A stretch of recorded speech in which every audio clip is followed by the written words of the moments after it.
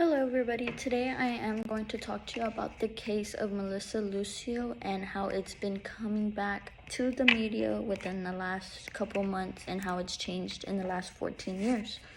In the past 2 months, the trial of Melissa Lucio has came back to life because of her new attorneys, her new legal team, attorneys, family, and the community of Harlingen, Texas. Melissa Lucio has 12 kids. At the age of 38, she was convicted for capital murder of her 2-year-old daughter, Mariah.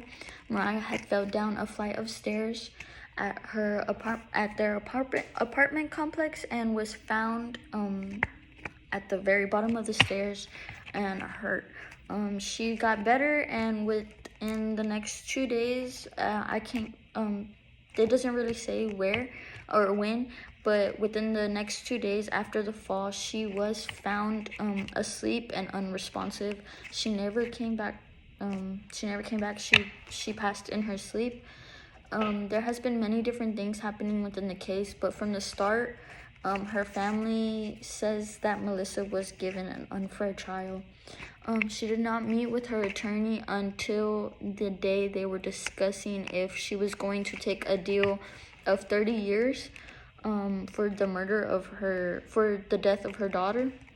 Melissa had always said that she was innocent, so she did not take the deal.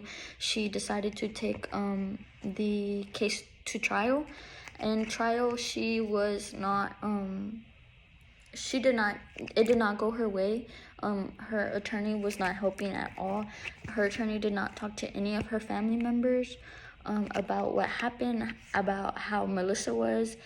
He did not let any of her kids testify on her behalf, which Melissa really wanted that to happen because Melissa knew that she was a good mom, that she did everything in her power to have food and running water for her kids at the end of the day, no matter how hard it was being a single mom of 12 kids. But Peter Gilman, her attorney at the time, did not let that happen. He says to this day that he did try everything possible to get her out of that situation, but people say that it's not true.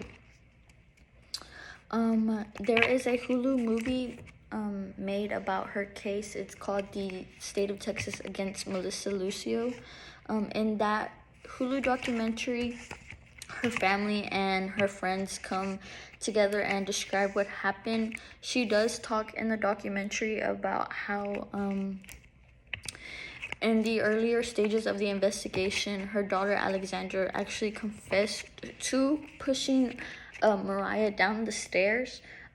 Alexandra was not the nicest to Mariah, just because she did not like how Mariah was the youngest and how Melissa had to give her most attention. She was only 2 when she passed.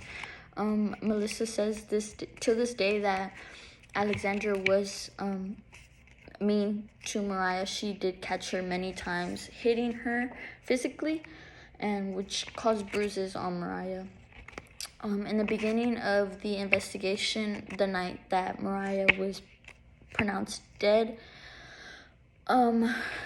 Melissa was taken into interrogation where she was forced to make a false confession. She did say that she was mainly, the bruises on Mariah were mainly from Melissa, from spanking her, but she never confessed to the death of Mariah. But the investigators twisted it around to where the prosecutors could say that she did confess to the murder of her daughter. 5 of the jurors believed that they were withheld of evidence to juror her correctly. The jurors do say that if the evidence that her new attorneys are presenting would have been presented in the trial of 2007, that her conviction would have been different in their minds. She did get capital murder and she was sentenced to death row.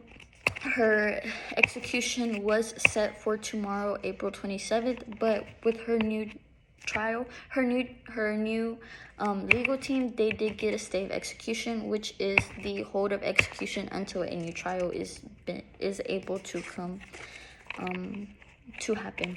As the trial is set to come, Melissa has the support of her kids and her family and the community of Harlingen, Texas. The news will continue to give coverage as the days go on in the new trial.